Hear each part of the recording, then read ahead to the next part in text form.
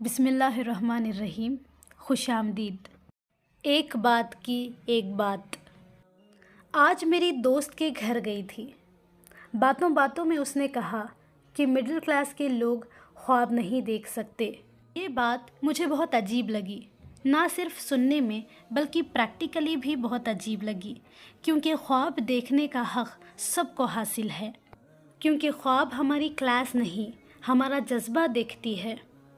ہاں، یہ بات ضرور ہے کہ خواب دیکھنا صرف کافی نہیں ہے، بلکہ اسے پورا کرنے کے لیے دل و جان لگا کر اسے حقیقت بنانا بھی لازمی ہے۔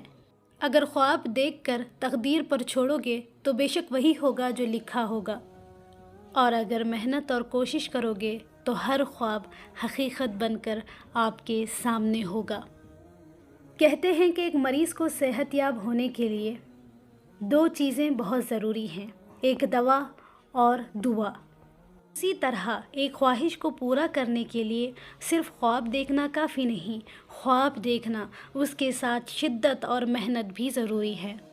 اگر آپ خواب دیکھ سکتے ہیں تو اسے پورا بھی کر سکتے ہیں، بشرط یہ کہ جتنی طاقت آپ کے خواب میں ہے اتنی ہی محنت بھی ضروری ہے۔